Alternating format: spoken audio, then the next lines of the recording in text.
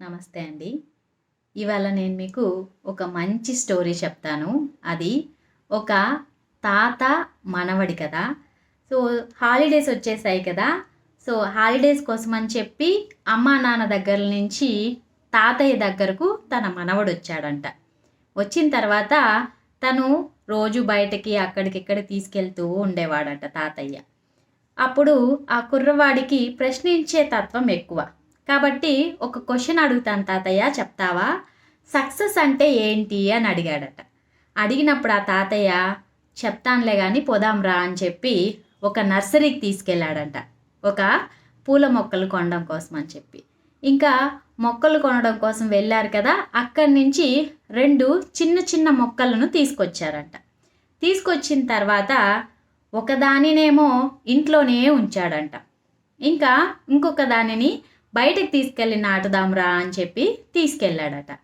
తీసుకెళ్ళి బయట ఒక గోతిని తవ్వి నాటాడట. అప్పుడు మనవడు తాత మనం ఈ చెట్టును బయటే నాటేస్తున్నాం కదా, అది నిలబడుతుందా? ఎండకెండి వానకు తడిచి పోతుందేమో అని అన్నాడంట. పర్వాలేదులేరా రా అని చెప్పి తీసుకెళ్ళాడంట తాతయ్య. ఇంకా మనవడికి ఒక మాట అడిగాడంట. ఇప్పుడు చెప్పు, ఏ చెట్టు బాగా బ్రతుకుతుంది అనుకుంటున్నావు అని అడుగుతాడు. ఇంకేం డౌట్ తాతయ్య, మన ఇంట్లో ఉన్న చెట్టే బాగా పెరుగుతుంది. ఎందుకంటే మనం ఎప్పుడు దాన్ని సంరక్షించుకుంటూ బాగా చూసుకుంటూ వాటర్ పోసుకుంటూ ఉంటాం కాబట్టి అదే బాగా పెరుగుతుంది అని చెప్పాడంట. అప్పుడు తాతయ్య నవ్వి కామ్గా అయిపోయాడంట. నేను నీకు వచ్చినప్పుడే ఒక క్వశ్చన్ అడిగాను కదా తాతయ్య, దానికి నువ్వు ఇంకా సమాధానం చెప్పలేదేంటి అని అడిగాడట. నేను చెప్తానులే అని చెప్పి నవ్వేసి ఊరుకుండిపోయాడు. తర్వాత పిల్లవాడికి హాలిడేస్ అయిపోయిన తర్వాత ఊరికి వెళ్ళిపోయాడు అనమాట అమ్మా నాన్నల దగ్గరకు.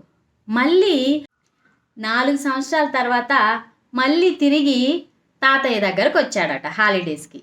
అప్పుడు మనం నాటినటువంటి మొక్క ఎలా ఉందో చూద్దాంరా అని చెప్పి ఫస్ట్ ఇంట్లోకి తీసుకెళ్ళాడట. ఇంట్లో నాటిన మొక్క ఎలా ఉంది అని అంటే కొంచెం పెద్దగా అయింది, పర్వాలేదు బాగుంది అన్నట్లాగా ఉందన్నమాట. ఇంకా బయట నాటిన చెట్టు ఎలా ఉందో ఒకసారి వెళ్ళి చూసొద్దామా అని అన్నాడు తాతయ్య. సో అలా అన్నప్పుడు సరే తాతయ్య వెళ్దాము అని వెళ్ళాడట. చూస్తే ఆ చెట్టు పెద్ద మహావృక్షమై పెద్ద పెద్ద ఆకులు పెద్ద పెద్ద కొమ్మలు వేసి పెద్దగా అయిందంట. సో అప్పుడు ఆ మనవడికి ఆశ్చర్యం వేసిందంట.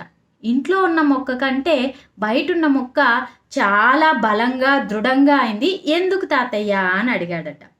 అంతే నాన్న, మనం ఏమనుకున్నామంటే ఇలాంటి వానలకి గాలులకి కింద మీద పడి ఆ చెట్టు కొమ్మలు విరిగిపోయి అది పాడైపోయి ఉంటుందేమో అని అనుకున్నావు కదా.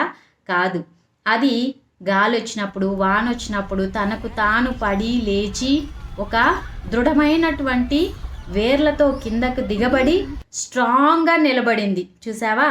అలాగా కష్ట నష్టాలు వచ్చినప్పుడు ఇలాంటివి ఏవైనా జరిగినప్పుడు మనము జాగ్రత్తగా మనల్ని మనం కాపాడుకుంటూ వాటిలో నుంచి మంచి విషయాలను నేర్చుకుంటూ మనల్ని మనం శక్తివంతులుగా రెడీ చేసుకున్నట్లయితే మనం ఎక్కడున్నా సరే బతికేయచ్చు.